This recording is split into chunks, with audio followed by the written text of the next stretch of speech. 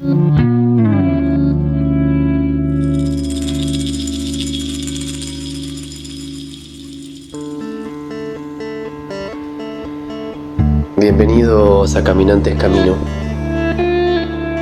Abrimos página del Testamento de una nueva medicina. Continuamos con el capítulo número 10. Vamos ya por la tercera parte. 10.7. El conflicto sexual femenino en la TAC cerebral. TAC de una paciente de 40 años, diestra, con carcinoma del cuello del útero. El FH a la izquierda perinsular está activo. Conflicto sexual. Su marido le había dicho, tras una bellísima noche de amor, que no había tenido mucha importancia. Se le diagnosticó un carcinoma del cuello del útero, además de una úlcera de las venas coronarias, según la nueva medicina. CL, separación del marido. La paciente sobrevivió a la crisis epileptoide de la embolia pulmonar. Después de 3 meses, el parte médico de la muestra era negativo. TAC de una paciente de 34 años, también diestra, que tenía un carcinoma del cuello del útero con úlcera de las venas coronarias. El correspondiente FH tiene un edema de solución. El conflicto sexual. Su compañero se había ido a la cama con su mejor amiga, dejándola embarazada. La CL se produce con la reconciliación de las dos amigas. El conflicto duró 7 meses. Sin embargo, la paciente, gracias a las elevadas dosis de cortisona, sobrevivió a la dramática crisis epileptoide, infarto cardíaco derecho y embolia pulmonar, que se produjo justo después de realizar estas imágenes. Sobrevivió también al carcinoma del cuello del útero y al correspondiente tumor cerebral, sin ninguna terapia de la medicina tradicional. 10.8. El conflicto de territorio masculino en la TAC. El equivalente masculino del conflicto sexual, el conflicto de territorio. En el hombre diestro, el FH en la TAC se encuentra siempre a la derecha perinsularmente. Esta es una de las más bellas imágenes de mi colección. Se ve un vasto FH con tejido glial a la derecha perinsularmente, con un gran edema perifocal e intrafocal, flecha derecha. La flecha de abajo a la izquierda indica el relé occipito-basal a la izquierda para el testículo izquierdo, inervado homolateralmente desde el cerebro al órgano. También este FH tiene un edema intra y perifocal. Al final se ve una edematización de la médula cerebral dorsalmente a los cuernos posteriores de los 2 ventrículos laterales, correspondiente a una desvaloración de sí mismo, con osteólisis en la zona de la pelvis en los 2 lados. Todos los conflictos están por lo tanto en solución. ¿Qué había sucedido? Se trataba de un anciano agricultor de la Baja Sajonia, cuyo único hijo se había herido gravemente en un accidente de motocicleta, y como dijo el padre, había pocas esperanzas de que sobreviviese. El padre creía que si el hijo hubiese sobrevivido sería solamente un estorbo, dado que su hijo era también el único heredero de la granja.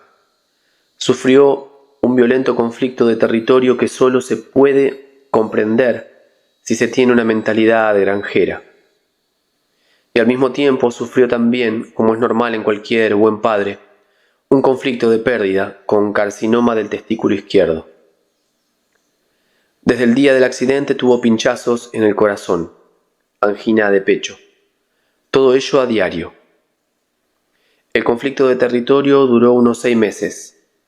Al final, el hijo pudo abandonar la sección de cuidados intensivos y eso fue la solución del conflicto para el padre. 4 semanas después de que el hijo había comenzado nuevamente a trabajar, El padre, en el punto máximo de la fase de reparación, con hinchazón ulcerosa de las arterias coronarias, tuvo un infarto cardíaco izquierdo con vértigos, dolores de cabeza, pérdida del equilibrio. Además, como señal de la fase PCL de la necrosis testicular, se llegó a la hinchazón de un testículo. Antes de que un neurocirujano quisiera operar sus tumores cerebrales, el paciente dejó a toda prisa la clínica. 10.8.1 Ejemplo de una denominada constelación esquizofrénica en la TAC. Aquí en presencia de una combinación de conflicto sexual y de territorio. Estado tras una constelación esquizofrénica. Los dos FH tienen un edema en solución. A la derecha se ha formado un quiste por el edema intrafocal y la laceración del tejido dentro del FH. La paciente tenía una presión cerebral y se habría podido intentar salvarla con una cura de cortisona. Por el contrario, fue prácticamente sedada con la morfina a causa de la metástasis cerebral generalizada. Dos configuraciones concéntricas en fase SA, en la zona perinsular derecha e izquierda. Esto corresponde a una constelación esquizofrénica y precisamente, en este caso, a una constelación obsesiva postmortal en una mujer, jefa de una comunidad religiosa, que pensaba diariamente cuál sería la otra mujer que tendría a su marido, bien parecido a su muerte. Estaba gravemente enferma. 10.9 Configuraciones concéntricas en el hígado. Algunas configuraciones concéntricas en el hígado son siempre el estado precoz de un denominado adenocarcinoma hepático solitario. La configuración concéntrica del órgano está en correspondencia con la configuración concéntrica del cerebro, o dicho con más precisión, varias configuraciones concéntricas en el órgano pueden corresponder a una única configuración concéntrica en el cerebro. Lo interesante de esta correlación, encontrada empíricamente, está en el hecho de que prácticamente el cerebro y el órgano oscilan al mismo ritmo con las configuraciones concéntricas. Es decir, podemos imaginar el órgano con sus núcleos celulares, que están todos conectados entre ellos, casi como un segundo cerebro, como un cerebro del órgano. El cerebro del órgano y el cerebro central oscilan en la misma fase de un modo igual, como muestran nuestras configuraciones concéntricas. A veces el cerebro central da órdenes al cerebro del órgano, por ejemplo, la motricidad. A veces el cerebro del órgano proporciona informaciones al cerebro central, por ejemplo, la sensibilidad. Esto ya lo sabíamos en parte por la neurología, pero hasta ahora no se había ido más allá porque no se conocían las correlaciones descubiertas por la nueva medicina. Las imágenes siguientes muestran la evolución de tales configuraciones concéntricas en el hígado. En las dos secciones siguientes vemos los focos ya calcificados, los nuevos focos activos y los procesos de reparación que corresponden a un proceso crónico de recaída. Nueva fase de reparación de este estado residual, calcificación, con carcinoma hepático solitario, tras la fase de solución, correspondiente a un miedo de morir de hambre que se repite de modo crónico. Se ve siempre la estructura circular de los adenocarcinomas hepáticos que derivan de la configuración concéntrica originaria. También en los huesos vemos el mismo fenómeno cuando en la TAC se encuentra fortuitamente la fase activa, es decir, la configuración concéntrica en el órgano. La imagen muestra dos focos activos en la configuración concéntrica de un cuerpo vertebral. La TAC indica que están en curso la osteólisis ósea, es decir, descalcificaciones de la vértebra que corresponde a un conflicto activo de desvaloración de sí mismo. Al lado vemos en una imagen de la misma serie focos todavía activos marginales. En total, 3 formaciones en anillo del cerebro del órgano. 10.9.1 Conflicto de morir de hambre porque las cocineras se van. He metido en este libro el caso de una paciente de 43 años, diestra, porque es muy convincente a nivel orgánico. La paciente se había casado a los 20 años con un buen partido, pero tenía un problema: odiaba cocinar y comer, y sobre todo ocuparse de la casa. El marido le permitía el lujo de tener una cocinera y una asistenta. Aunque entendía bien poco de cocina, prácticamente nada, se metía a hacer de señora de la casa. Las cocineras no lo soportaban y una tras otra iban dejando la casa entre peleas, siempre por la misma razón, que no teniendo ni idea de cocina, no sabía ni lo que quería. Pensamos que la mujer sufrió su primer DHS con programa EBS de miedo, de morir de hambre, cuando una cocinera que era mejor que todas las otras y con la que siempre consiguió llevarse bien, la dejó un viernes por la tarde, cuando el sábado siguiente habían invitado a un gran número de personas a comer.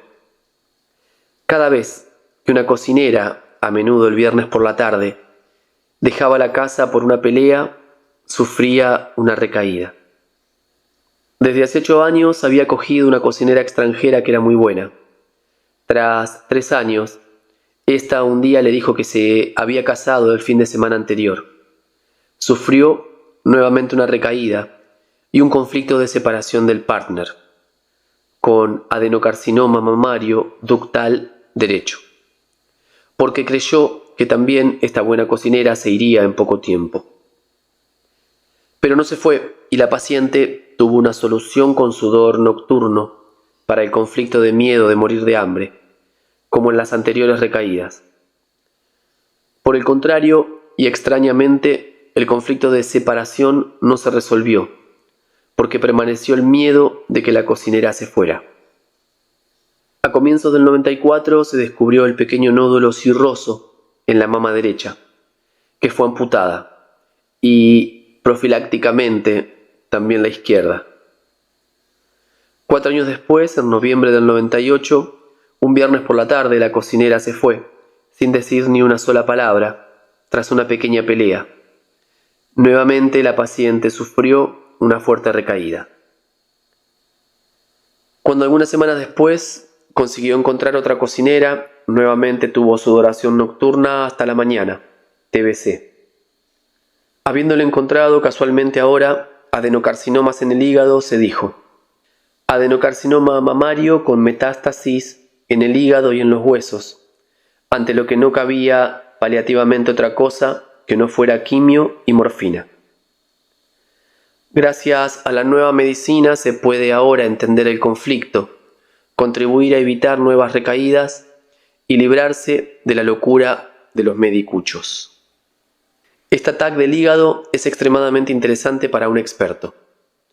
Aquí está la particularidad de que se trata de diferentes cocineras, pero siempre del mismo conflicto, casi exactamente. Y siempre en la solución teníamos una TBC con sudor nocturno y temperaturas subfebriles. Con esta imagen de noviembre del 98 nos encontramos, tras una recaída particularmente fuerte, nuevamente en fase de reparación tuberculosa. Vemos que gracias al denominado edema intrafocal, las cavernas vuelven a llenarse parcialmente, volviéndose bien visibles.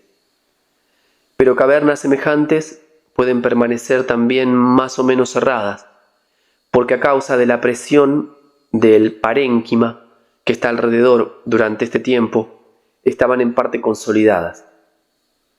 En casos parecidos vemos solo el nuevo edema perifocal. Las 2 flechas estrechas indican las osteólisis de las costillas hinchadas y de nuevo llenadas con una notable cantidad de callo parasternalmente a la izquierda y a la derecha. La flecha larga arriba a la derecha indica el estrato de silicona con el que se reconstruyó nuevamente la mama derecha. También la mama izquierda, que había sido amputada profilácticamente. Tiene un implante de silicona que, sin embargo, en esta radiografía se ve solo muy al exterior a la izquierda. Con la doble amputación se explica la desvaloración de sí. Ya no valgo nada. El implante de silicona fue para la paciente la solución del conflicto de desvaloración de sí, es decir, la recalcificación que aquí vemos antes que se haya completado.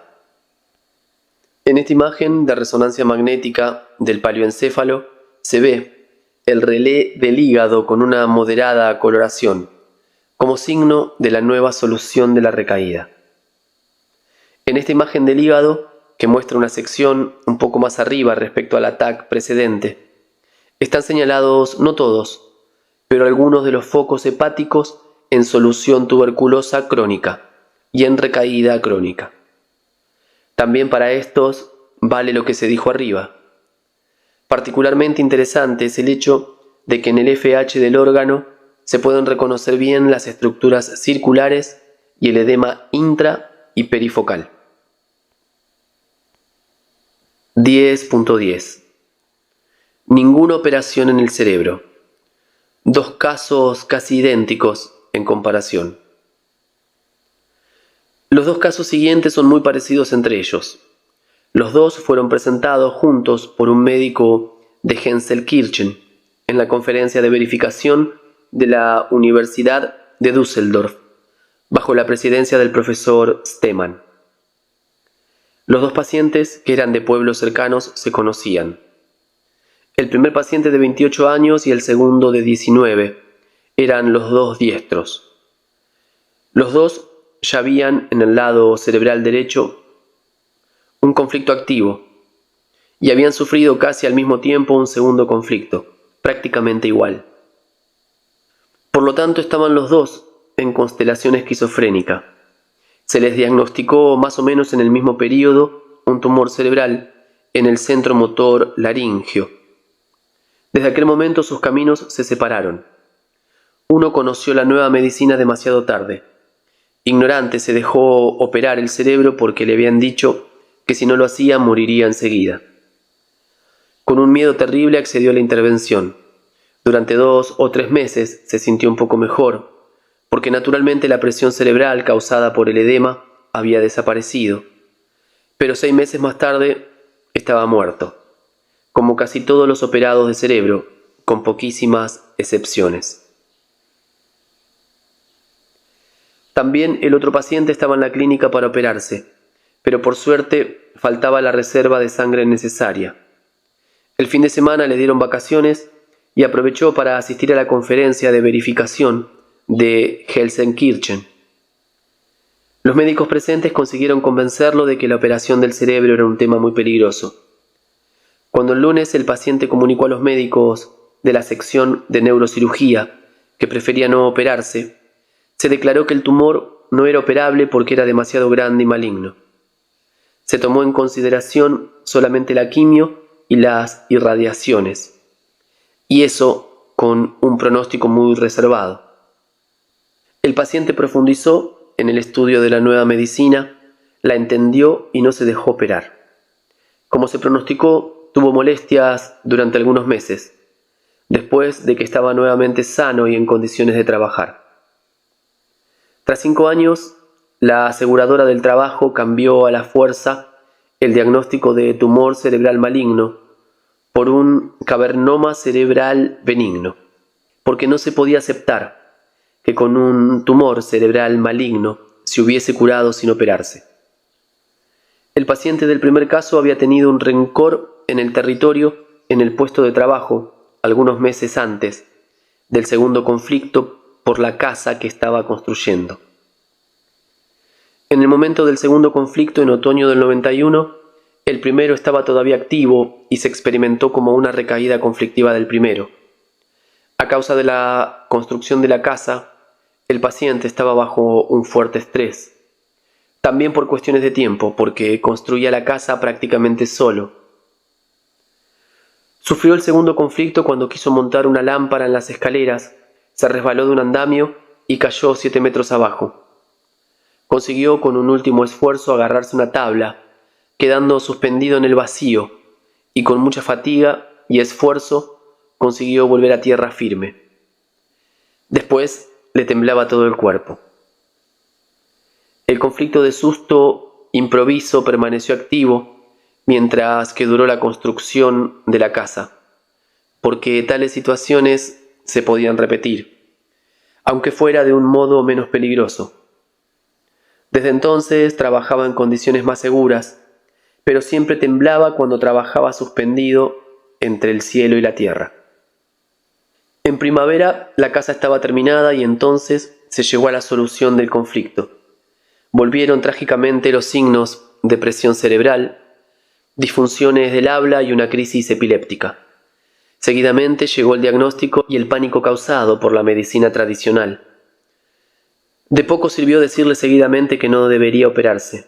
Murió como una víctima del oscurantismo científico de la medicina oficial, que opera de mala fe, sabiendo bien que tales operaciones tienen una mortalidad casi del 100%. El paciente había sufrido un conflicto motor cuando había caído al hueco de las escaleras durante la construcción de su nueva casa, consiguiendo al final agarrarse y no caer. En estas imágenes TAC del 8/3/92 del paciente de 28 años, a la derecha con medio de contraste, a la izquierda sin, vemos los siguientes FH. Imagen izquierda. Estado antes de la operación. Flecha a la derecha. Conflicto de rencor en el territorio a causa de la construcción de la casa. Activo. Flecha a la izquierda. FH por la fase PCL en el relé del centro motor de la laringe. Flecha izquierda abajo. Conflicto de identidad. El conflicto aparece activo. El paciente no estaba seguro de querer operarse. Su sentimiento le decía no. Imagen a la derecha. El mismo FH que aparece en la figura a la izquierda, esta vez con medio de contraste. Flecha a la derecha. Conflicto de rencor en el territorio. Flecha de abajo a la izquierda. Conflicto de identidad activo. TAC cerebral del 29/4/92 del mismo paciente, algunos días tras la intervención, después de la extirpación de 200 gramos de masa cerebral. Como vemos, el paciente sufrió inmediatamente un nuevo conflicto de miedo en la nuca por la operación y sobre todo por quedar inútil, como de hecho fue el caso. Las dos secciones sucesivas del 11/10/92, poco antes de la muerte del paciente, no podrían ser más claras. El estrato izquierdo es un poco más profundo que el derecho. En la foto de la izquierda se ve bien como todo el sistema ventricular anterior, cuernos anteriores, se comprime hacia la derecha bajo la hoz. También el cuerno anterior izquierdo está casi totalmente a la derecha de la línea mediana. Solo nos queda aprender de los errores de los que se oponen a la nueva medicina e indicar los motivos de insensatez de su polipragmatismo. En este paciente vemos que el relé para el recto en el cerebro a la izquierda, que en la primera sección se podía reconocer como activo, ahora está en solución. Durante este tiempo se realizó esa operación insensata. En ese punto era realmente innecesaria. El conflicto estaba realmente resuelto. El paciente con su caída o su suspensión entre cielo y tierra, además de un conflicto de susto improviso con pérdida de la palabra, había sufrido también un conflicto motor para el brazo derecho y la pierna derecha. Seguidamente había sufrido también un conflicto de identidad de tipo femenino. ¿Tengo que operarme o no? A esto le sigue que los cirujanos, para seguir con su lógica, y dado que los conflictos habían entrado en solución sucesivamente, habían extirpado demasiada poca sustancia cerebral. Al término de la casa, el conflicto de susto o improviso se había resuelto.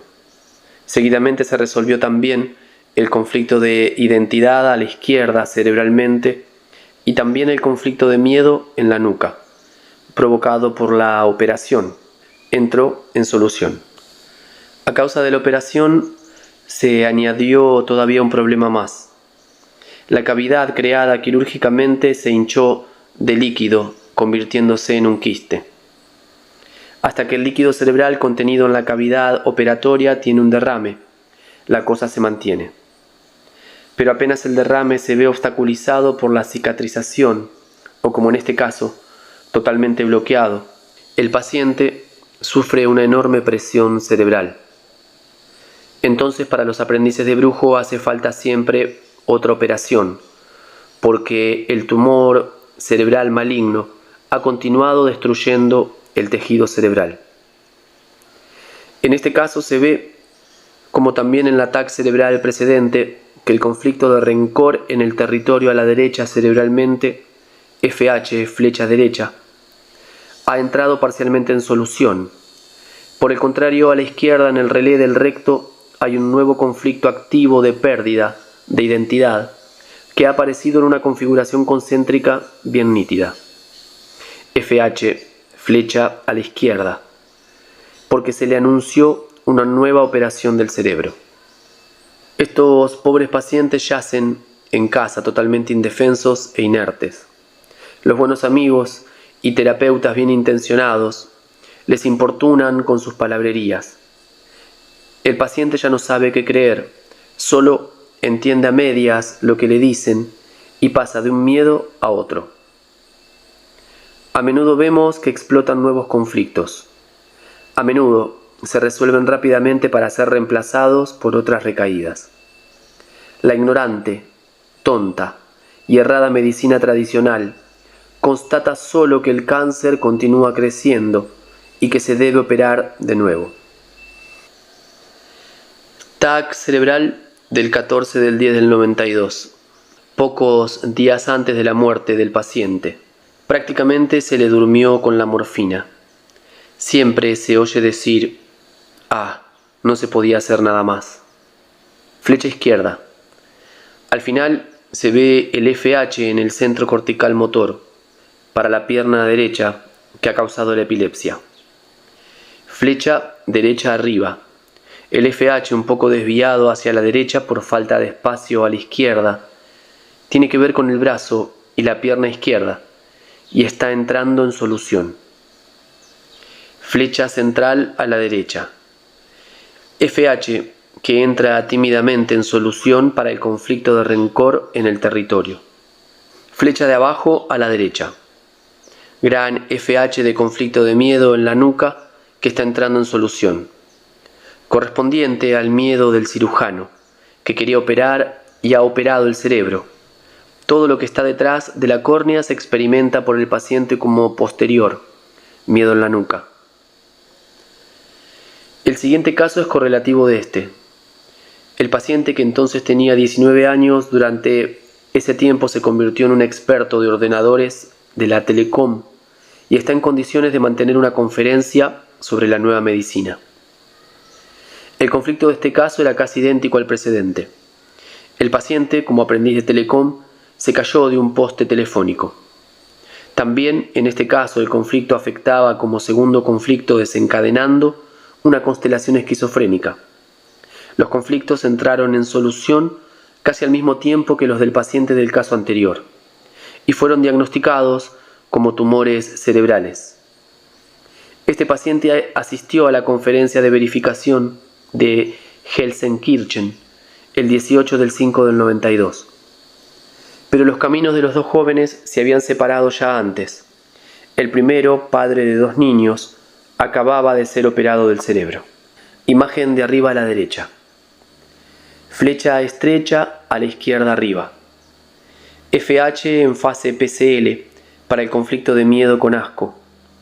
Orgánicamente, hipoglucemia, células insulares alfa del páncreas que producen glucagón. El paciente se niega y se disgusta con el pensamiento de caer del palo. Flecha de abajo a la izquierda, el denominado tumor cerebral en el área de Broca.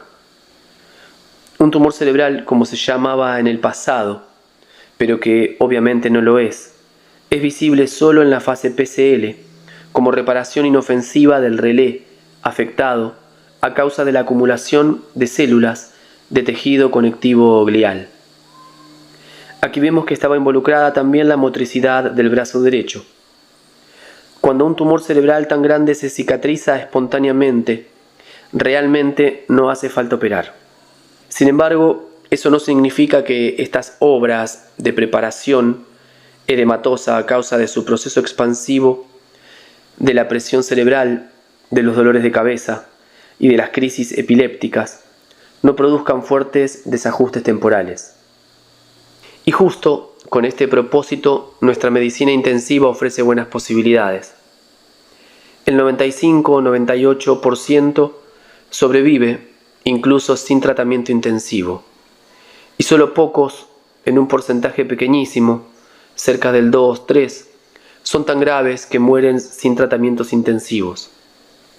Incluso con los cuidados intensivos, parte de este 2-3% muere, porque no somos dioses. En particular, hay que temer las recaídas que laceran de nuevo todas las cicatrices en la fase PCL final. Pero esto no es casi nada frente a la mortalidad de las operaciones del cerebro, cercana al 100%. Flecha de arriba a la derecha.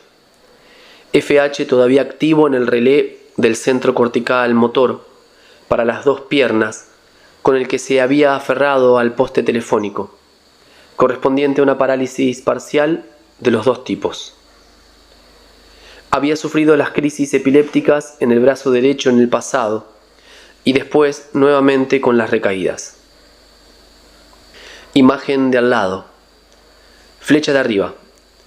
FH referido al centro cortical motor. Parálisis parcial de las dos piernas. La flecha de más abajo, como cada flecha inferior en las imágenes precedentes, indica un FH que afecta al lado corporal izquierdo, madre-niño. La flecha central indica el relé bronquial. FH en fase PCL. El relé de los músculos de la pierna izquierda y el conflicto de miedo en la nuca siempre han formado una triple vía para todas las prohibiciones de la madre. Esto tenía que haber tenido una cierta importancia cuando él, desobedeciendo el consejo explícito de la madre, quiso hacer un viaje con su novia. Con la crisis epiléptica a la izquierda cerebralmente, entró también en constelación esquizofrénica cortical temporalmente por la duración del ataque epiléptico.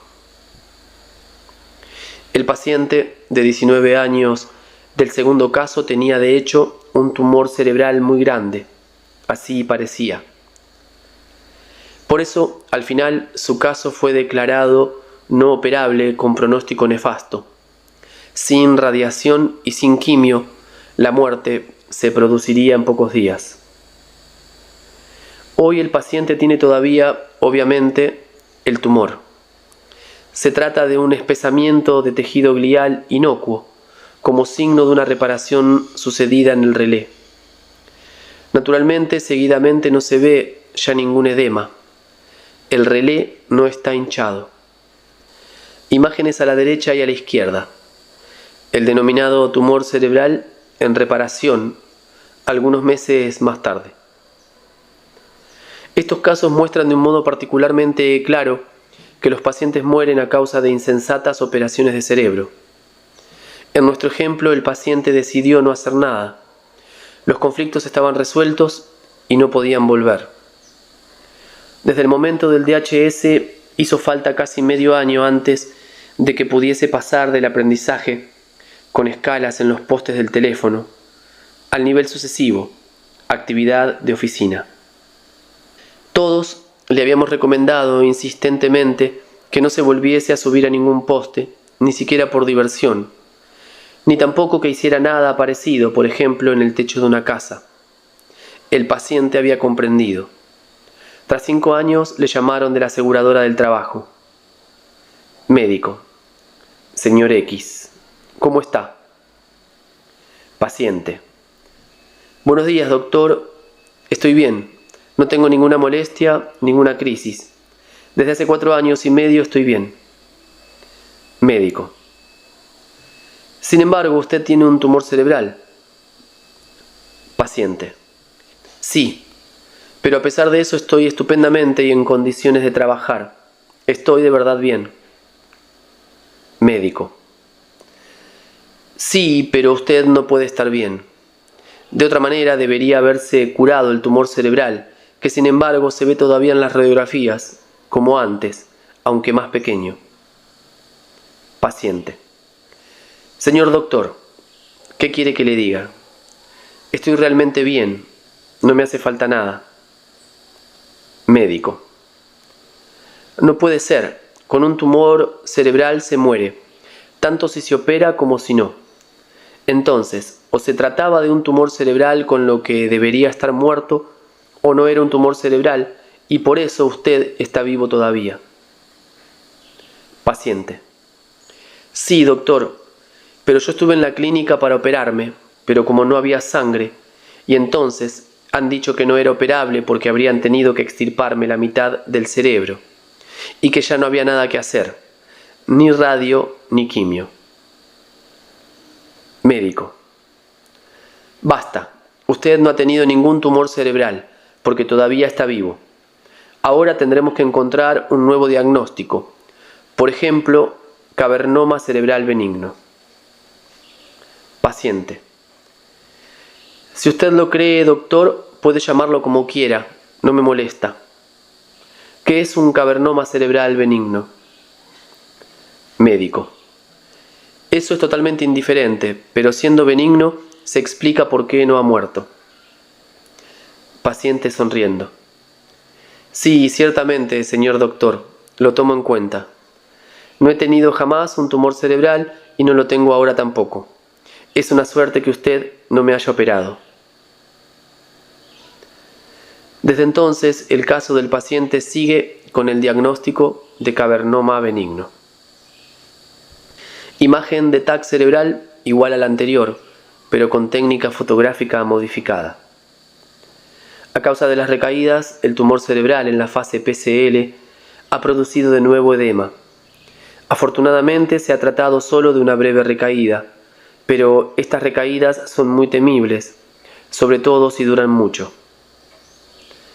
2 meses después de esta modificación oficial del diagnóstico póstumo, el padrino del paciente va a este y le dice: Querido Dirk, tú trabajas para la Telecom. Seguro que sabes cómo se monta una antena parabólica en el techo. Ya he comprado todo, solo tienes que montármela. El paciente se negó. Se le había dicho explícitamente, en base a la nueva medicina, que podría hacer todo y que probablemente no tendría ningún otro ataque epiléptico, pero que de ninguna manera en el futuro próximo debía subirse a ningún sitio, pues de lo contrario tendría una recaída y nuevamente una crisis epiléptica, según el cálculo hecho. Sin embargo, el padrino continuó insistiendo, interpretando como un despecho el que el paciente no le quisiera hacer este favor. El paciente al final pensó: por una vez no pasará nada, además ya han pasado 5 años y no miraré hacia abajo. Y siempre puedo llevar un compañero que me ayude. No hace falta desilusionar al padrino. Entonces, junto a un amigo, montó la antena en el techo del padrino. 30 horas después sucedió lo siguiente. Tras solo 3 horas de sueño, hacia la 1 de la madrugada, se fue en coche de vacaciones con la novia, a pesar de las advertencias de la madre.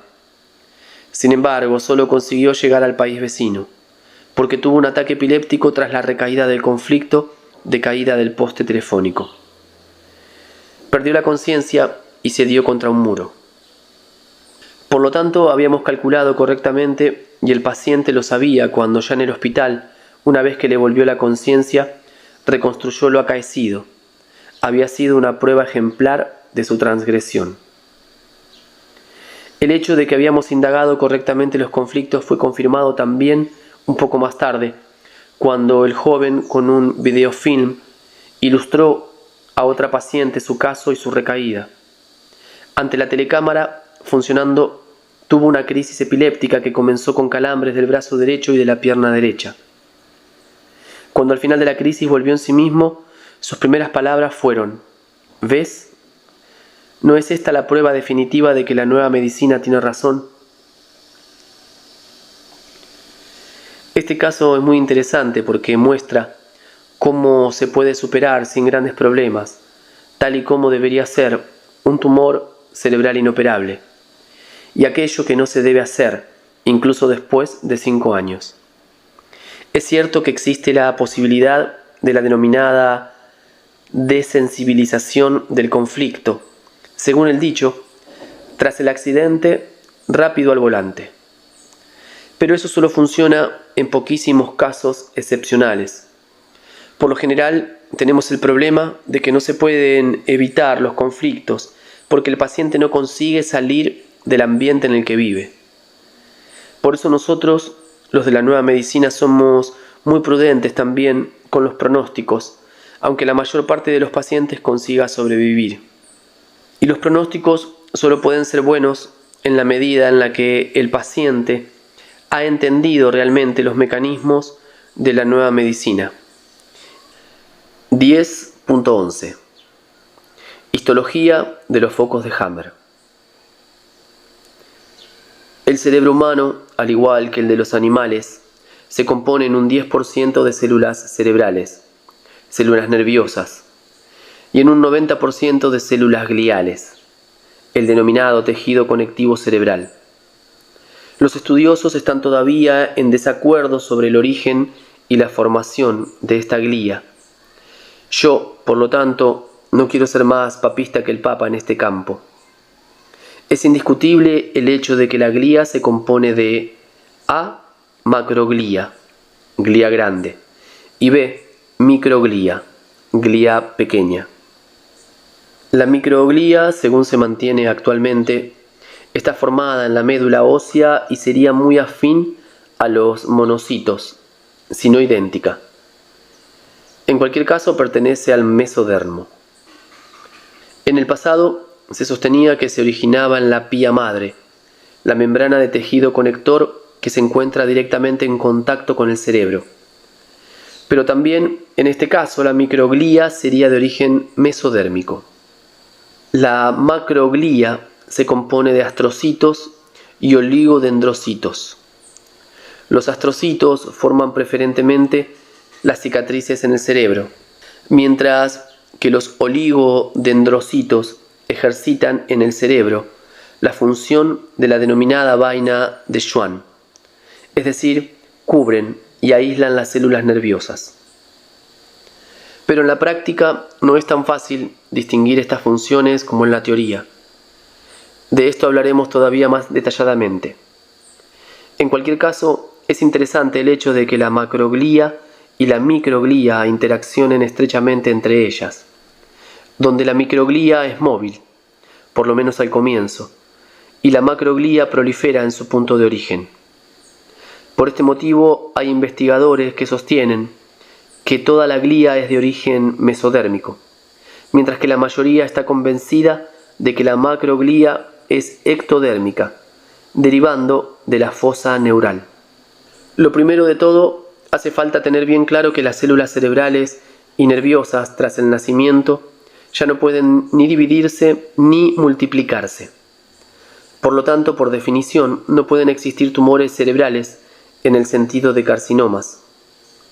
Lo único que se puede reproducir es el tejido glial. Se puede, por lo tanto, hablar solo de cicatrices de tejido conectivo cerebral o de queloide glial. E incluso esta descripción, que actualmente considero la mejor, es verdadera solo a medias, porque en el cerebro hay varios tipos de cicatrices y todas sus posibles combinaciones. A pesar de eso, todas son focos de Hammer. Puse la pregunta al neurohispatólogo de Erlangen para saber cómo, según él, se llega a tener un foco de Hammer. Me dio la siguiente explicación.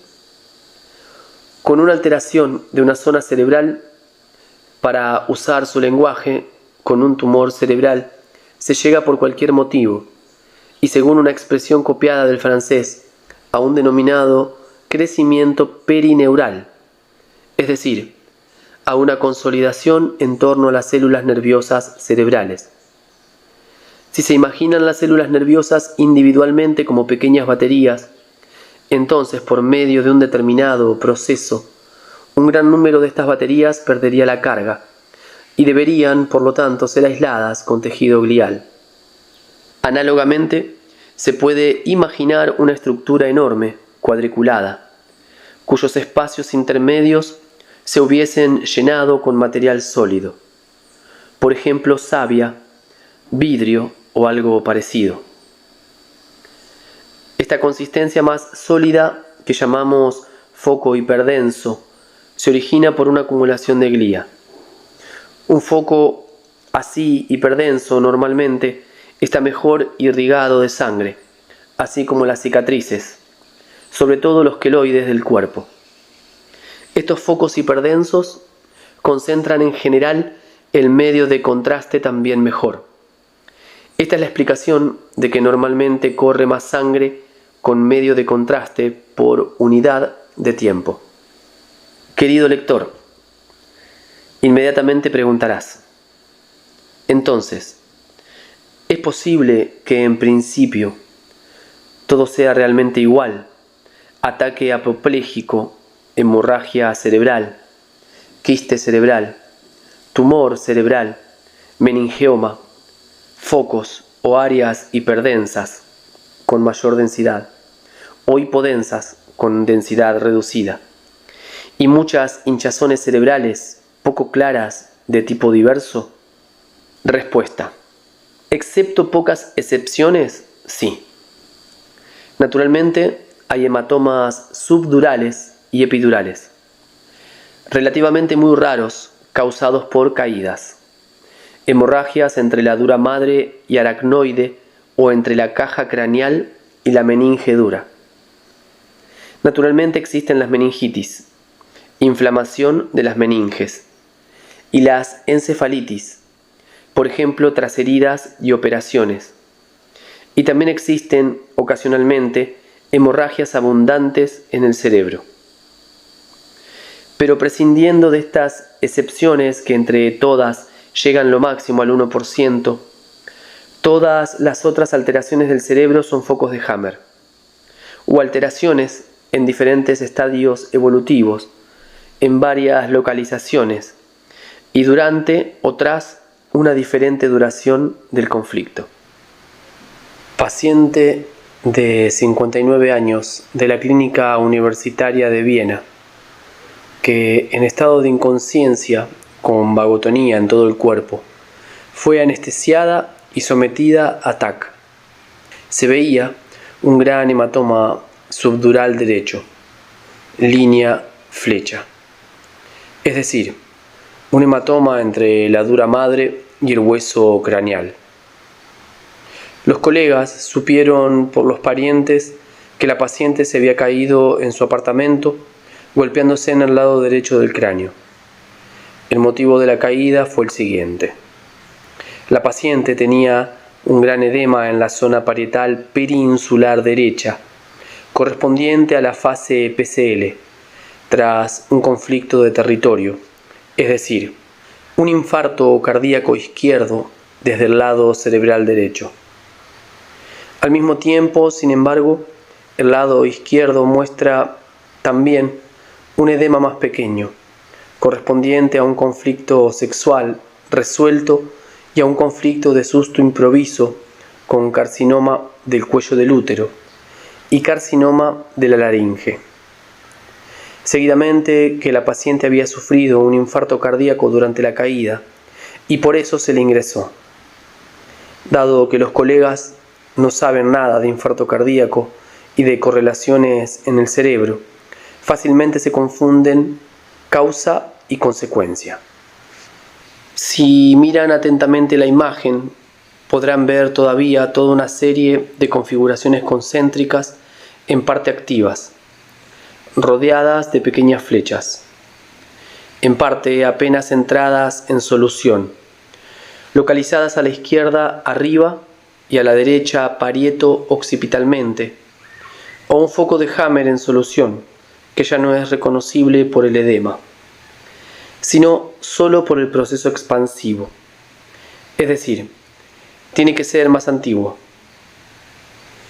Por desgracia no he podido saber los hechos anteriores más cercanos, pero una persona fascinada por la nueva medicina no puede estar en paz hasta que no ha encontrado el conflicto activo o resuelto correspondiente a cada FH. Seguidamente intentaremos dar una breve panorámica de los diferentes tipos que existen de foco de Hammer, por lo menos de los más importantes en general. Esta visión general no tiene pretensiones de ser exhaustiva. 10.11.1 El denominado tumor cerebral, en realidad un foco de Hammer. Es ese tejido inocuo que es extirpado del cerebro a miles de personas en todo el mundo, que tiene una consistencia más densa y una mayor capacidad de colorearse con los medios de contraste. Las dos características dependen del mismo proceso por el que el tejido conector glial ha crecido alrededor del área alterada del foco de Hammer y ha reparado el aislamiento eléctrico, es decir, lo ha reforzado. Numerosas personas que han tenido la suerte de que no se les descubriera jamás este tejido falsamente interpretado como tumor cerebral, lo tienen por decenas de años sin darse cuenta o experimentando solamente limitadas molestias cerebrales. Este foco de Hammer, que aparece como una mancha o una zona blanca más o menos grande en la TAC y corresponde a una masa de células gliales concentradas en ese punto, en una zona cerebral ya alterada, representa el final de la reparación, cuando ya no hay ningún edema, ni intra ni perifocal. Representa simplemente una cicatriz irrigada de sangre, mejor que el área a su alrededor, pero se distingue de las otras cicatrices del cuerpo por el hecho de que continúa la retícula de las células nerviosas cerebrales. Este es también el motivo secreto por el que la primera zona enferma del cuerpo, es decir, el punto del precedente cáncer del órgano, tras la curación, continúa existiendo tranquilamente e incluso puede retomar y desarrollar las funciones que tenía en el pasado. El relé del cómputer cerebro se remienda con glía y se repara. A la luz de estos conocimientos podemos entender también por qué la recaída de un conflicto tiene consecuencias tan devastantes, aunque también están coenvueltos otros componentes. Cuando hablamos de foco de Hammer en fase de reparación, que en la medicina ortodoxa se llama siempre tumor cerebral, por ignorancia de las verdaderas correlaciones, naturalmente tenemos que tener siempre bien claros los siguientes hechos. A cada foco de Hammer en fase PCL le corresponde en la fase precedente de conflicto activo un FH con configuración concéntrica de márgenes nítidos en el mismo punto, que en la mayoría de los casos no se notaba porque en este estado todavía no había producido síntomas vistosos o porque, por ejemplo, se pasaban por alto las pequeñas parálisis motoras o sensoriales, o el paciente no se quejaba. B. Todos los focos de Hammer, tantos en fase de conflicto activo con típicas configuraciones concéntricas con márgenes nítidos, como en fase de reparación con su edema más o menos grande y mayor coloración, con todos los síntomas en los niveles psíquicos, cerebral y orgánico. Son siempre procesos lógicos en el sentido de programas especiales biológicos sensatos, EBS. No es una contradicción el hecho de que los focos en la fase PCL se reparen. 10.11.2 el denominado ataque cerebral apopléjico. Queridos lectores, aquí podréis ver lo difícil que se ha vuelto la nomenclatura, es decir, la correcta definición de los conceptos. Incluso la medicina oficial, durante este tiempo, se da cuenta que muchos de sus diagnósticos se superponen o son idénticos a otros diagnósticos, y en parte se han demostrado insensatos. Otra dificultad está en el hecho de traducir los denominados diagnósticos precedentes a la correcta lengua de la nueva medicina, donde casi siempre éstas corresponden solo a una fase de un programa especial, biológico y sensato de la naturaleza, EBS. Por eso no os preocupéis si no conseguís entenderlo todo inmediatamente. Me esforzaré por presentar la cuestión del modo más fácil posible. En el pasado, en nuestros test, hemos hecho una distinción entre el denominado ataque apopléjico blanco y el ataque apopléjico rojo. El ataque cerebral simpático-tónico blanco o rojo era una parálisis motora o sensorial o las dos a la vez. También se podría haber llamado esclerosis múltiple. Simplemente es la fase de conflicto activo, fase CA, de un programa especial biológico y sensato de la naturaleza. Un ataque apopléjico blanco que experimentamos no tan raramente, aunque no difusamente, puede desaparecer tan rápidamente como se ha producido, siempre que el conflicto se resuelva también inmediatamente. Para los componentes motores es obligatoria la crisis epiléptica en la fase de reparación, aunque ésta, si se manifiesta de noche, puede pasar inadvertida. Para los componentes sensoriales, la crisis epiléptica consiste obligatoriamente en el desmayo, pero esta es obviamente todavía menos visible si se produce de noche. En el pasado hemos hablado gustosamente de ataque apopléjico cuando se notaban las parálisis, en particular las motoras de la cara, nervio facial, en las que una mitad de la cara se cae. La boca se tuerce hacia la parte no paralizada. La parálisis a nivel orgánico se encuentra sustancialmente en el lado opuesto del foco de Hammer en el cerebro. Si por ejemplo el paciente tiene una parálisis motora de la mitad izquierda de la cara, nervio facial, el FH está situado en el centro motor giro precentral del lado cerebral derecho. La boca se tuerce entonces hacia la derecha, al lado no paralizado, mientras que el ángulo de la boca pende, es decir, ya no está inervado. Sin embargo, además del control del neoencéfalo, los denominados 100 nervios craneales tienen todavía viejos núcleos, lugares de origen en el tronco. En el caso del nervio facial se inerva hoy, igual que entonces, la denominada musculatura lisa. Esta es la antigua musculatura involuntaria, por ejemplo, del intestino, cuya peristalsis es involuntaria. Estos núcleos de los nervios craneales en el tronco no se cruzan a nivel orgánico. Tenemos que imaginar que toda la boca con la nariz, el oído medio y la trompa de Eustaquio originariamente formaban parte del intestino. También existía una función sensorial antigua.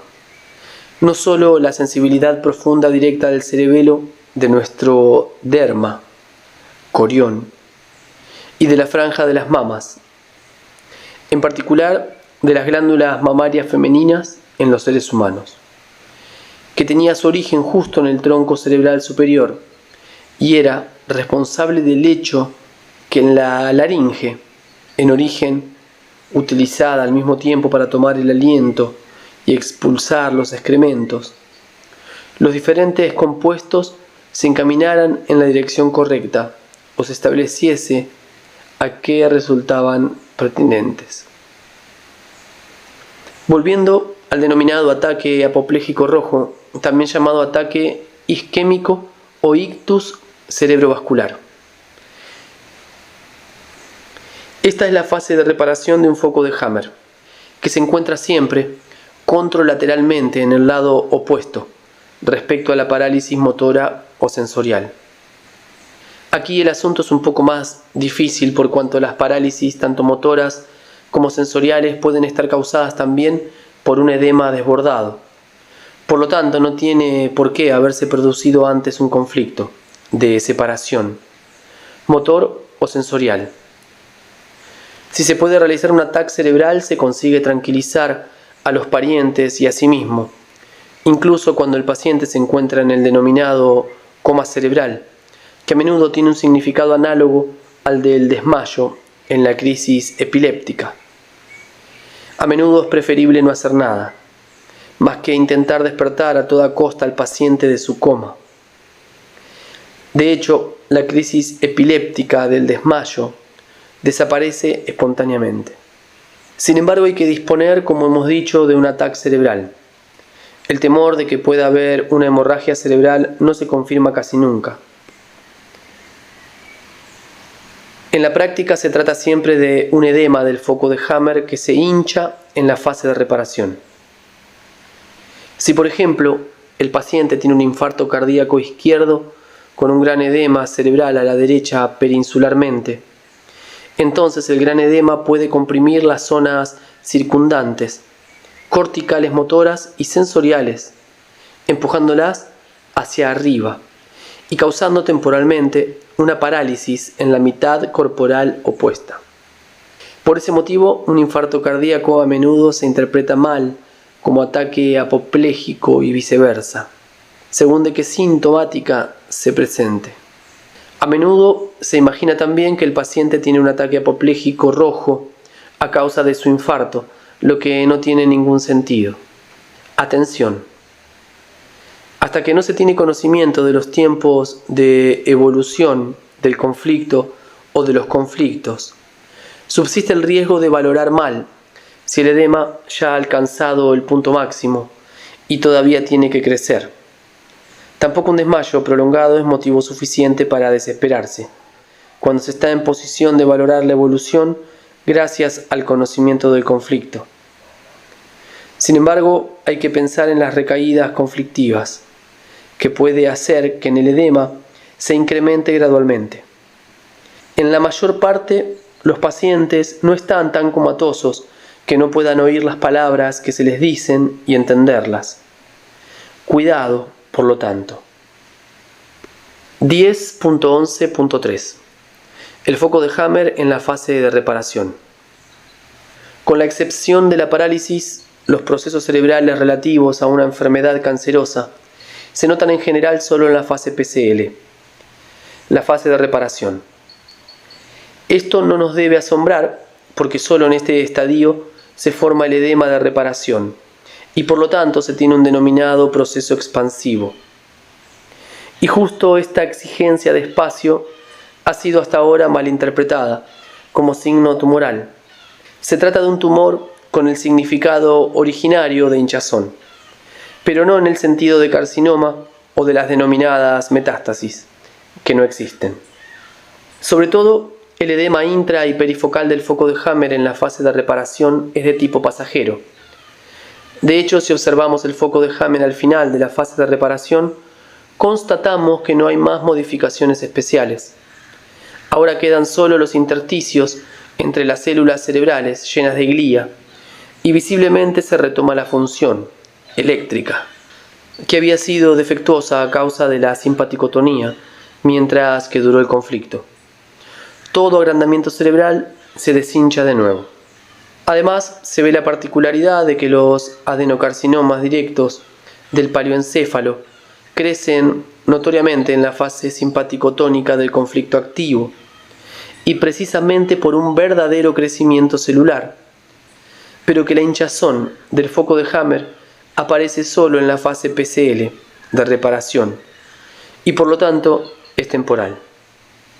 Lo único de entender es la multiplicación real celular del tejido conector cerebral, que sustancialmente se comporta como un sarcoma.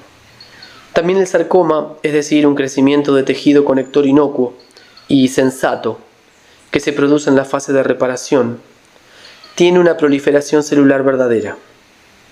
Sin embargo, el crecimiento de tejido conector tiene la función de reparar una herida mecánica, un defecto o una fractura ósea, etc., produciendo callo o una cicatriz de tejido conector. Por lo tanto, en general, colma una falta de sustancia y por consiguiente retoma la funcionalidad, por ejemplo, en la fractura ósea. Por el contrario, las células de glía con la croissance perineural en el foco de Hammer del cerebro llenan solamente los espacios del retículo entre las células cerebrales, para restituir las células cerebrales todavía presentes, como antes, la capacidad de desarrollar su función.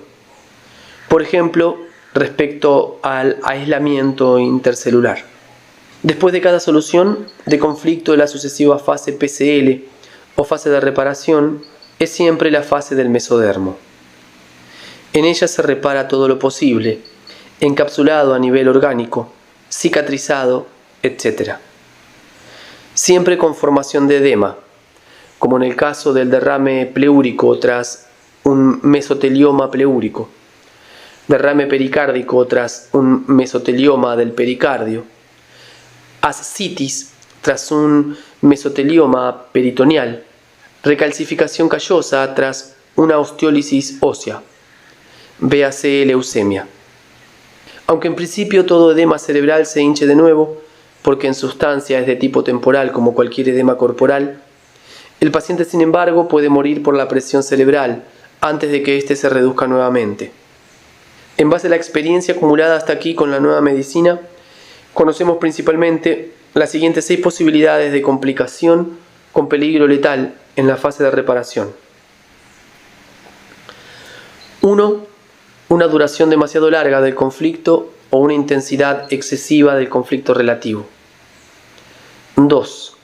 La suma de más edemas perifocales al mismo tiempo con foco de Hammer de varias enfermedades cancerosas en reparación al mismo tiempo. 3. La ubicación especialmente desfavorable del foco de Hammer y del edema perifocal en la fase de reparación, por ejemplo, cerca del centro de la respiración en la médula alargada o del centro del ritmo cardíaco en la zona cortical perinsular derecha e izquierda. 4. La compresión de los canales del líquido cerebroespinal, en particular del acueducto. Se llega a un estancamiento del líquido y a un hidrocéfalo interno. Es decir, los ventrículos llenos de líquido se dilatan comprimiendo el tejido cerebral a su alrededor. De esto se produce una presión cerebral. 5. Las repetidas recaídas conflictivas, donde siempre se intercambian actividad conflictiva y fase de solución con edema intra y perifocal.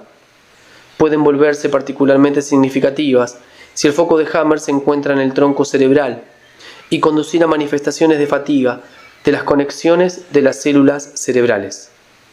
A causa de eso, todo el área puede lacerarse repentinamente. Si eso sucede en el tronco cerebral, puede producirse la muerte instantánea. 6. En la práctica, un mecanismo tan simple como lleno de consecuencias juega un rol muy importante. Se entiende que el paciente, por los síntomas de la fase de reparación, como la denominada insuficiencia circulatoria por vagotonía, ascitis, tensión del periósteo, anemia residual, leucemia, trombopenia residual en la fase de reparación, que aparece con la recalcificación tras la osteólisis, DHS.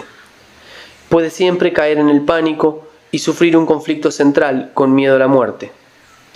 Desgraciadamente, demasiado a menudo es suficiente una palabra equivocada dicha por otra persona, por ejemplo, un médico que el paciente considera competente, para echarlo en el más profundo abismo de desesperación y pánico, del que difícilmente podrá sacarlo otra persona, y mucho menos él solo. Esta complicación es muy frecuente y grave, a menudo inútil, y puede hacer entrar al paciente en un círculo vicioso. Véase el capítulo correspondiente. Normalmente, el edema intra y perifocal es el signo de la reparación. Esto es cierto también cuando el foco de Hammer, gracias a una limitada duración conflictiva, a una reducida intensidad conflictiva o por motivos de reacción individual, no se puede delimitar claramente. Se nota una hinchazón local, como sucede frecuentemente, por ejemplo, tras la solución de desvaloración de sí, generalizada, normalmente en niños, en la médula cerebral. 10.11.4 Laceración del foco de Hammer a causa del edema intrafocal.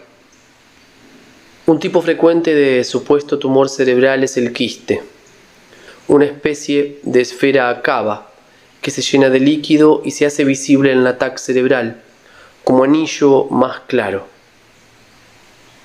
Normalmente este quiste está revestido de glía y de tejido conector normal. A menudo en este quiste se verifican incluso pequeñas hemorragias de los pequeños vasos sanguíneos del borde de la cicatriz. Este fenómeno lleva a una serie de diagnósticos errados y hasta ahora no se había sido nunca jamás de explicarlo. Cuando los médicos consiguen individuar el quiste, lo extirpan como tumor cerebral, con una intervención del todo insensata. Con la pequeña serie siguiente quiero demostrarles cómo se originan estos quistes. En los conflictos de larga duración que han afectado a un paciente, casi en un cierto aspecto o contenido conflictivo, y como consecuencia han causado una alteración duradera solo en un determinado punto del cerebro. Durante la fase PCL, el tejido cerebral puede lacerarse por la presión que se produce por la expansión del edema intrafocal. De esto resulta un quiste lleno de líquido que al principio se vuelve cada vez más grande, seguidamente se reduce, pero en general no desaparece del todo, porque durante ese tiempo se recubre interiormente de tejido conector consolidándose así. Seccionado, como hemos dicho, el quiste aparece como una forma en anillo, o si se hace de modo tangencial, como una zona blanca, redonda, más o menos grande. En el caso de este paciente, al que pertenecen también las siguientes imágenes, nos hemos encontrado en la circunstancia afortunada de un ataque cerebral realizada cuando su cáncer todavía no había sido descubierto.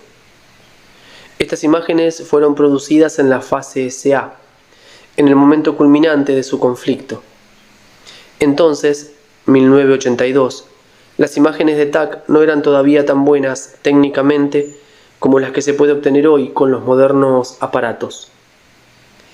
Pero si se mira con atención, flecha, se puede reconocer claramente la pequeña configuración concéntrica con bordes nítidos en la médula cerebral izquierda, para la cabeza del húmero derecho. 6/6/86. Estas fotografías fueron hechas 4 meses después de la mostrada anteriormente, es decir, 5 semanas tras la solución del conflicto. En la imagen inferior de neoencéfalo se ven claramente los 2 focos de Hammer en la médula cerebral a la izquierda, que comienzan a lacerarse en el interior a causa del edema intrafocal. En la imagen de arriba se ve el FH en el tronco cerebral que se vuelve cada vez más nítido en la foto siguiente. El acueducto está todavía bien abierto, es decir, el flujo del líquido cerebroespinal no está obstaculizado. 5/10/83. Los FH a la izquierda en la imagen están arrugados y seguidamente están como bombeados a causa del edema intrafocal. Los 3 pequeños FH originarios ahora son grandes anillos, es decir, quistes. Vemos un proceso análogo en las imágenes del tronco cerebral, puente y cerebelo. 24/11/83. En la última fotografía relativa a este caso, vemos a la izquierda corticalmente en el neoencéfalo, cerca de la línea mediana de la vuelta craneal, una gran estructura anular, hinchada de edema y coloreada de blanco en el centro motor para el brazo derecho, que en este momento de la fase PCL estaba todavía paralizado con más fuerza que antes, lo que sucede regularmente gracias a la expansión edemática. Por eso decimos a todos los pacientes con parálisis motora que la parálisis de hecho se vuelve todavía peor tras la solución del conflicto, CL, para después comenzar a mejorar nuevamente tras la crisis epiléptica, ataque de calambres, que de hecho este paciente sufrió poco tiempo después. Dicho con más precisión, de hecho mejoraría ya desde el principio de la fase de reparación, lo que sin embargo se compensa con el edema de tal forma que clínicamente, por efecto añadido, resulta de ello un empeoramiento. Para el paciente, el conflicto de base con DHS consistía en el hecho de que la autoridad comunal en una dramática reunión del consejo le había negado al paciente, que poseía una gran empresa de autobuses, el permiso de levantar una nave en un terreno de su propiedad.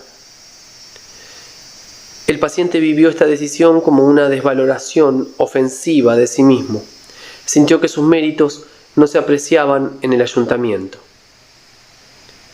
Querido lector, con las imágenes presentes me gustaría mostrarles cómo en el cerebro pueden existir muchas diferentes formaciones de foco de Hammer, temporalmente o también por un periodo prolongado. Deberíais reflexionar sobre mi afirmación de que todos estos focos de Hammer en principio son una única y misma cosa. Solamente se encuentran en estadios de evolución diferente y naturalmente en distinta ubicación, pero que también hay distintos modos de reacción individual. Igual que en el pasado tras la vacunación antivírica de un niño, notábamos una violenta reacción queloide de cicatrización, mientras que en otro niño el punto de vacunación apenas se reconocía. Así, en el cerebro, nuestra reacción de cicatrización glial es totalmente diferente según el modo de reaccionar de cada individuo.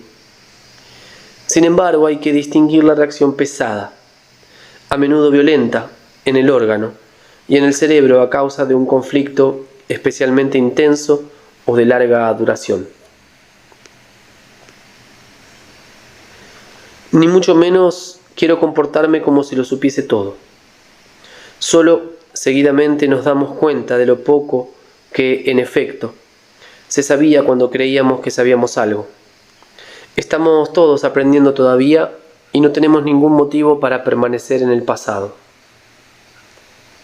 Entre las primeras cosas que tenemos que aprender está el hecho de acostumbrarnos a escuchar lo que dice el paciente.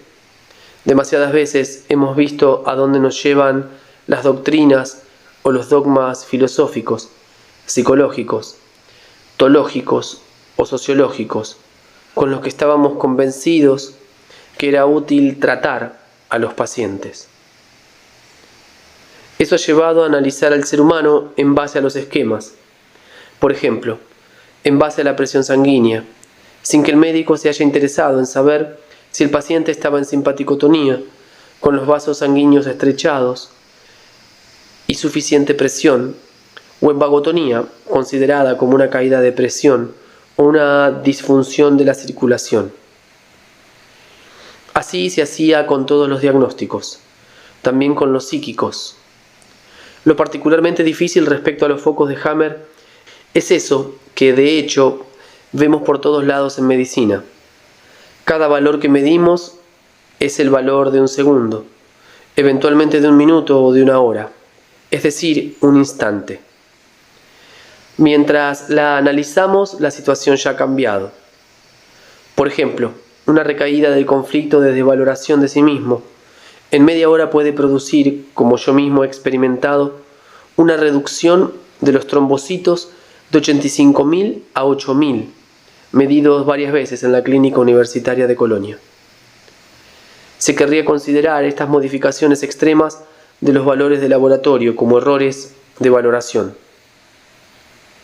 Pero cuando se sabe que el paciente leucémico de 7 años en esta media hora ha sufrido una evidente recaída de DHS, se sabe cómo encuadrar la improvisa depresión de los trombocitos, Con esto quiero decir que la persona sigue viviendo, respirando, pensando y sintiendo mientras que la visitamos y nos entretenemos con ella.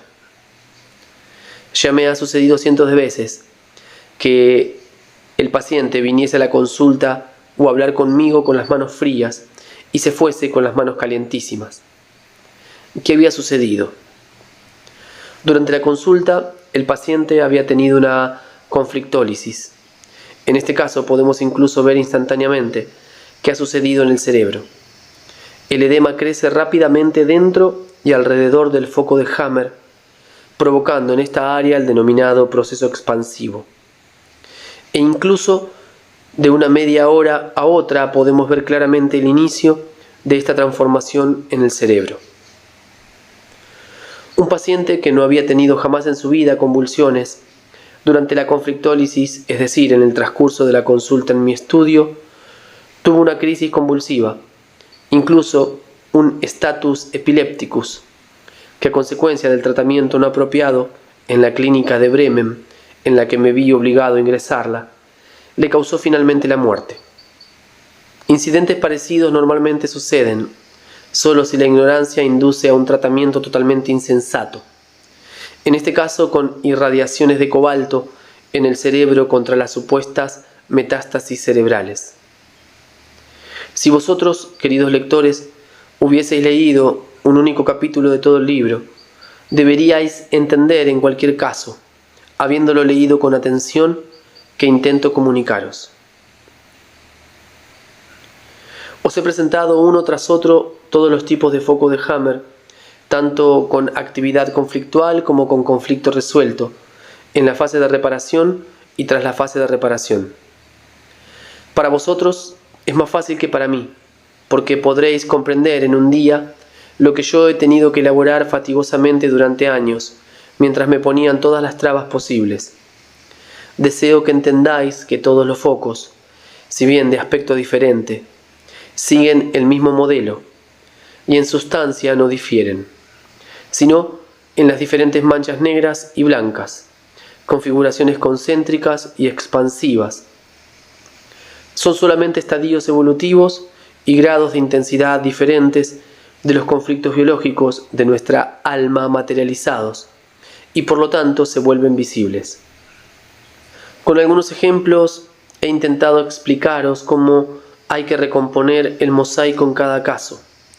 Creedme, es muy gratificante cuando al final se consigue ayudar tanto a una persona de este modo. Por eso he recogido un número relativamente grande de casos, en lo posible de cada localización de cáncer, de modo que podáis constatar siempre que en principio cada caso es original bajo el aspecto humano y psíquico, que no obstante todos siguen un sistema bien definido, y que no hay otro tan lógico en toda la medicina. Siempre tenéis que considerar de modo sinóptico psique, cerebro, órgano, cada uno por separado, pero siempre teniendo en cuenta al mismo tiempo también los otros niveles. Quizás despacito comenzaréis a entender también lo que entiendo cuando hablo de un sistema supradeterminado a propósito de la ley férrea del cáncer. Los focos de Hammer en principio no serían necesarios. Esto funciona también sin focos de Hammer o solo con la promesa tácita de que existen, porque puedo establecer si el paciente se encuentra en fase de solución del conflicto o no cuando le doy la mano para saludarlo. Pero seríamos tontos si dejásemos escapar una oportunidad tan buena de diagnóstico.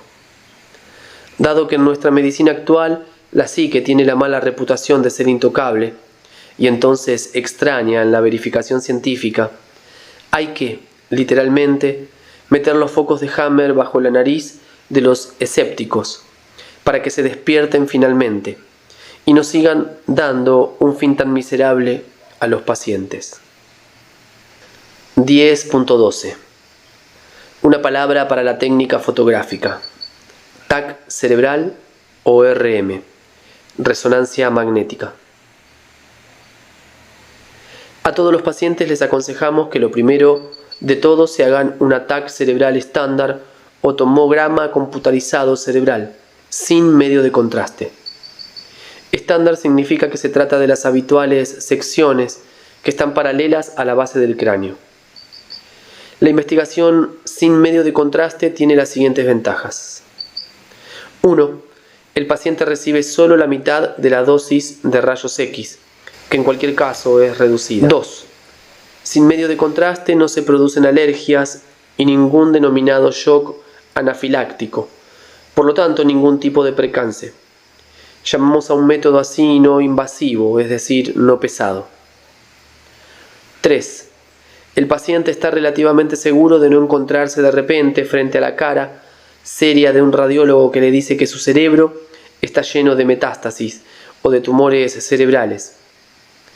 Las acumulaciones inocuas de glía que los neuroradiólogos o los neurocirujanos llaman dogmáticamente tumores malignos se colorean muchísimo con el medio de contraste.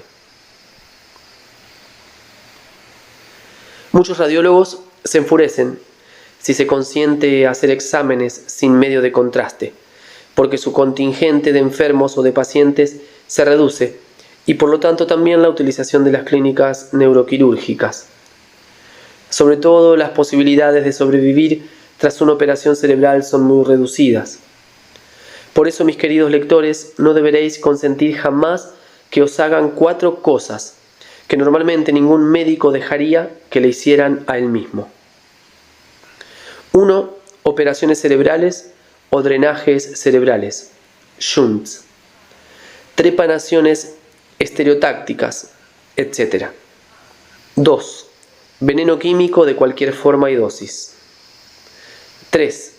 Rayos X e irradiaciones de cobalto de cualquier forma, por ejemplo de los huesos o del cerebro. 4. Morfina y todas las sustancias de síntesis parecida a la morfina, sulfato de morfina, buprenomorfina, clorhidrato de tramadolo, etc.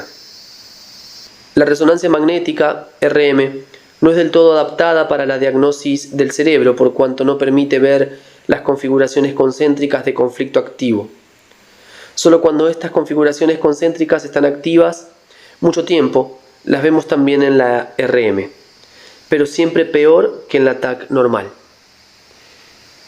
Esto que gusta naturalmente es el hecho de que con la RM se pueden hacer secciones de cada nivel deseado, lo que puede ser de ayuda algunas veces en la fase de reparación, es decir, en un proceso expansivo. Sin embargo, en un tipo de examen muy largo, más de media hora, y a menudo los pacientes caen en el pánico y la claustrofobia a causa del tubo en el que se les mete, y el ruido ensordecedor que acompaña el examen. Por lo tanto, este examen no está adaptado a los niños. Por el contrario, la TAC cerebral normal, sin líquido de contraste, dura unos 4 minutos. Por lo demás, todavía no está claro si la RM realmente sea tan inocua como se da por hecho.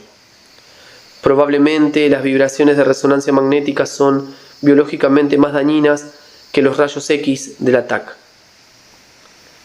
En la RM se ven mal los cercos concéntricos en la fase de conflicto activo, porque la resonancia magnética reacciona principalmente a moléculas de agua.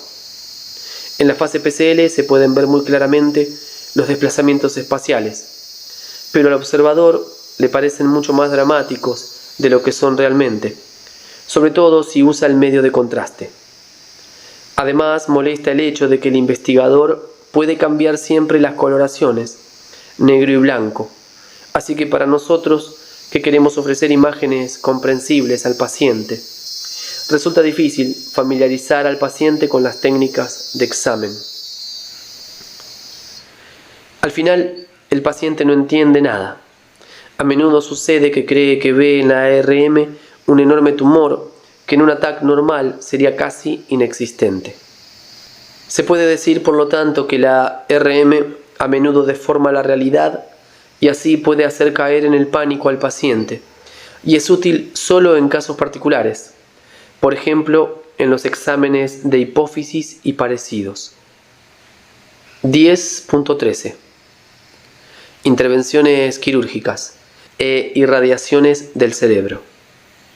Las operaciones cerebrales son particularmente peligrosas por cuanto los afectados que ya tienen un conflicto activo, por ejemplo en la corteza cerebral, lo que hemos aprendido bien a conocer con los soldados heridos en la cabeza. A causa de la cicatriz de la operación, reaccionan como si tuviesen dos conflictos activos en la corteza cerebral y se meten instantáneamente en constelación esquizofrénica. Gran parte de los afectados no consigue salir de ello, o solo con gran fatiga. De hecho, con la intervención del cerebro, ya durante la biopsia para el aguaspirador, el cerebro se hiere de tal manera que no oscila más en su ritmo de base.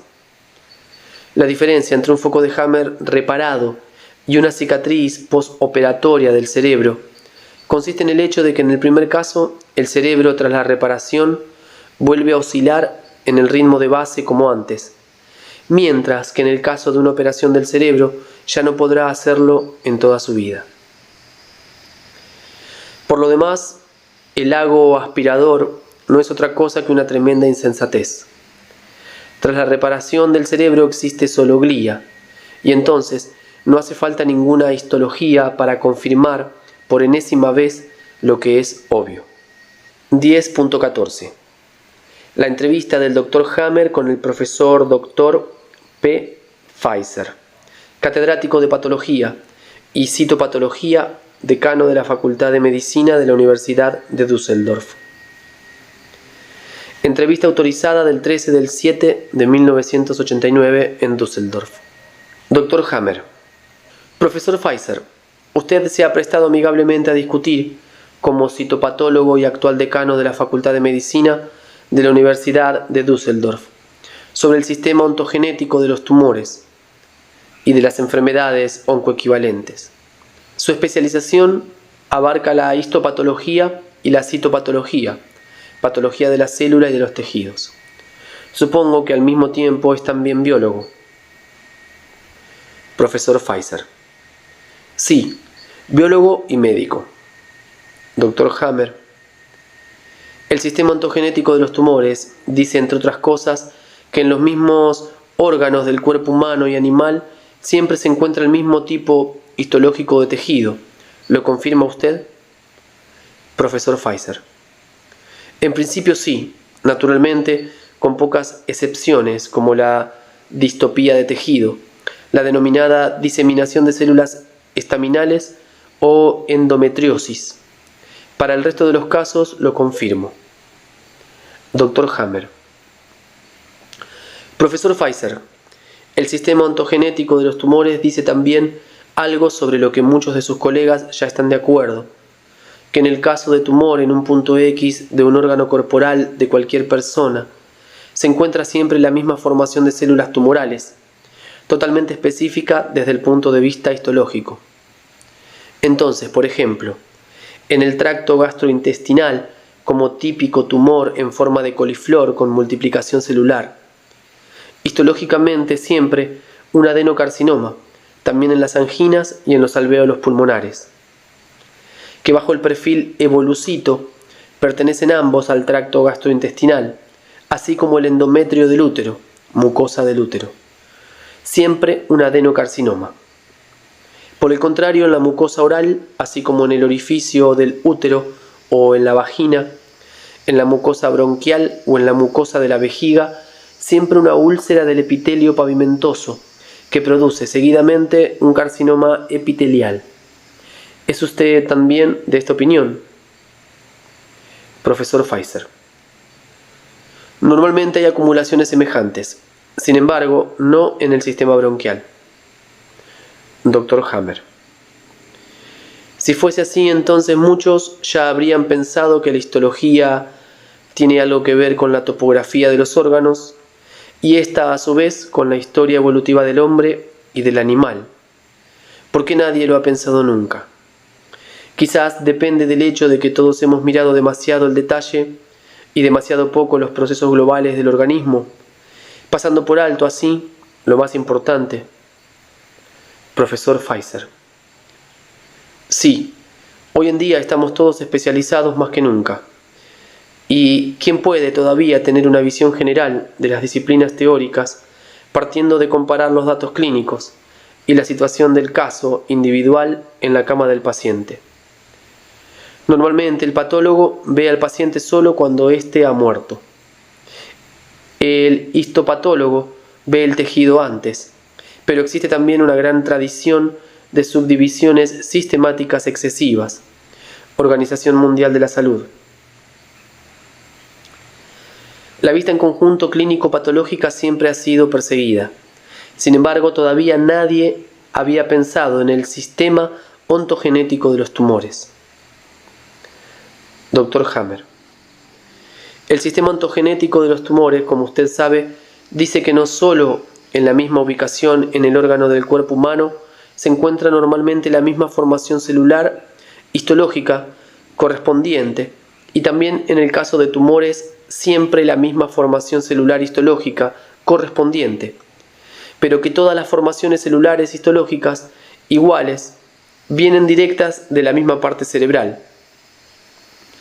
Por ejemplo, todo el epitelio cilíndrico intestinal, o en el caso de tumor, el adenocarcinoma es directo del puente del tronco cerebral, y que tales regiones corpóreas, histológicamente iguales, tienen todas también contenidos conflictuales biológicos estrechamente afines con las regiones cerebrales cercanas. Profesor Pfizer. Podría ser así, aunque el conjunto no me parece muy lógico. Para mí, en cuanto patólogo, sería de enorme valor poder comprobar este hecho. El neuropatólogo debería examinar todas las veces microscópicamente el punto en el cerebro que en la TAC cerebral se considera típico para ese tipo particular de cáncer. Dr. Hammer. Sin embargo, existe una dificultad, profesor. En la fase de conflicto activo se puede reconocer muy bien el punto X en el mapa del cerebro, que es responsable de un cáncer en particular, gracias a su configuración concéntrica típica. Sin embargo, si se extirpa esta zona cerebral, el neurohistopatólogo ya no puede ver nada. Por el contrario, puede ver muy claramente una modificación en la fase de reparación vagotónica, cuando en el mismo punto X, que mis adversarios llaman foco de Hammer, encontramos un edema intra y perifocal, o ya una acumulación de tejido glial. Entonces los neuroradiólogos o los neurocirujanos hablan de tumor cerebral, si encuentran solo ese, o de una metástasis cerebral, si con anterioridad han descubierto otro cáncer en cualquier parte del cuerpo. Profesor Pfizer. Cierto que nos podemos limitar a investigar el ámbito neurohistopatológico en estos casos, que según su definición están ya en la fase de reparación vagotónica. Dr. Hammer. Lo son todos los denominados tumores cerebrales o las denominadas metástasis, o por lo menos lo han sido una vez, pues de otro modo no tendrían ni edema ni tejido glial. Profesor Pfizer. Señor Hammer, sus observaciones son muy audaces. Ahora entiendo qué quiere decir. Pero ¿no podría ser también que el núcleo celular sea el responsable del control erróneo de las células? ¿Debe ser obligatoriamente el cerebro? Dr. Hammer. Hay un chiste. La señora Müller en el jardín dice que la corriente de todo el país llega desde la central eléctrica. Puede ser, dice la señora Meyer, pero nuestra corriente llega desde la presa sin más. El hecho de que cada célula es controlada por su mini cerebro, es decir, por el núcleo, está fuera de discusión para mí. Sin embargo, ¿quién podría coordinar los núcleos celulares sino únicamente nuestro gran ordenador cerebro? Profesor Pfizer. Sí, señor Hammer, usted tira a la basura toda la medicina con su sistema ontogenético de los tumores. Dr. Hammer. Y me parece que es el momento de hacerlo, porque el sistema ontogenético de los tumores puede ser aceptado como correcto en el plano histológico, citológico, y es mucho más fácil de probar en los planos cerebral y psíquico mediante la verificación de la reproductibilidad. ¿No cree, ilustre decano, que deberíamos sacar las relativas consecuencias lo más rápidamente posible? Profesor Pfizer. Sí, si el sistema ontogenético de los tumores se puede verificar en todos los ámbitos parciales, entonces las consecuencias son realmente enormes. Dr. Hammer. La primera consecuencia para los pacientes sería el hecho de que lo más rápidamente posible les podríamos anunciar. Nos estábamos equivocando. El cáncer no era un grupo de células enemigas que crecen salvajemente y enloquecidas, sino que las células cancerosas malignas, que se supone que proliferan invadiendo el cuerpo desordenadamente, o las úlceras, seguían siempre y sin excepción una regla férrea en su desarrollo ontogenéticamente preestablecido. Profesor Pfizer: sí, sería correcto. Dr. Hammer: la segunda consecuencia sería que tendríamos que hacer desaparecer lo más rápidamente posible la idea de las denominadas metástasis, en cuya existencia ha creído hasta ahora la medicina oficial. Se ha pretendido que con una acrobacia de fe horrible imaginásemos, gracias a metamorfosis alternas, salvajes y fulminantes, carcinomas del intestino delgado, en mitosis del endodermo, pudiesen transformarse en osteólisis óseas necrotizantes de la hoja embrional mesodérmica, para al final poder producir también, mediante metamorfosis metastática, las denominadas metástasis cerebrales del ectodermo. Todos han creído que entendían esta insensatez que un médico medianamente crítico no podría aceptar nunca. Profesor Pfizer: señor Hammer, aquí no puedo estar de acuerdo con usted. Hasta ahora hemos visto las cosas de diferente modo. Soy consciente de que necesitamos muchas hipótesis añadidas para la vieja medicina oficial. Por lo que respecta al desarrollo de la célula cancerosa, es cierto que solo existen hasta ahora pruebas indirectas sobre el hecho de que la célula cancerosa llegue a través de la sangre arterial al punto donde crea metástasis. Dr. Hammer: la tercera consecuencia sería aquella por la que, en base al sistema ontogenético de los tumores, por primera vez hay que determinar qué formación celular, originada en la hoja embrional, produce proliferación o necrosis de las células en una cierta fase. De hecho, es ciertamente una locura tenerse que imaginar que un adenocarcinoma del intestino grueso, que crece por mitosis en la fase de conflicto activo, como denominada metástasis, pueda desencadenar un sarcoma óseo, que crece exclusivamente en la fase de reparación. En este momento, inconscientes como niños, hemos mezclado las fases simpaticotónica y vagotónica, llamando a todo simplemente metástasis. Señor profesor, estas consecuencias son lógicas. Profesor Pfizer: son preguntas a las que tienen que responder los clínicos. Dr. Hammer: una consecuencia posterior y final debería ser la eliminación de las actuales concepciones relativas a los denominados tumores cerebrales y a la metástasis cerebral, que de hecho no pueden existir. Profesor Pfizer: ¿qué intenta decir?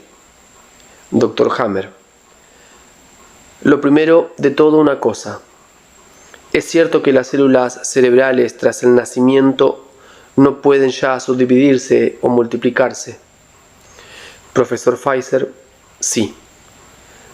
Dr. Hammer: lo único que se puede multiplicar en nuestro cerebro es el tejido conector, denominado tejido glial, y estas células de tejido conector del todo inocuas se multiplican exclusivamente en la fase de reparación.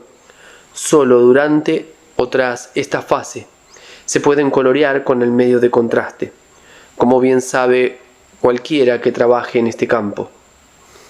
Profesor Pfizer: que sean inocuas lo pongo en duda. Dr. Hammer: pongamos, profesor, que usted ha diagnosticado un glioma en 100 casos de denominado tumor cerebral.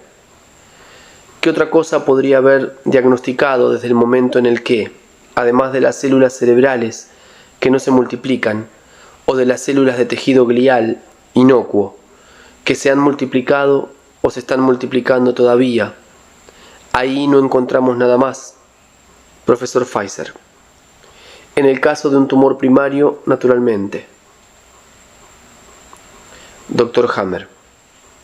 Sin embargo, si un asistente diligente pudiese establecer seguidamente que para los 100 casos en los que ha diagnosticado un glioma, los resultados de la autopsia presentan en alguna parte del cuerpo un cáncer pequeño o grande que no se había descubierto, porque no había mostrado síntomas o molestias, intentaría entonces a posteriori transformar el glioma diagnosticado en una denominada metástasis cerebral, es decir, intentaría considerar los focos de Hammer, por ejemplo, como un adenocarcinoma del vello intestinal, o definir los focos de Hammer incluso como osteólisis ósea o sarcomas. Profesor Pfizer.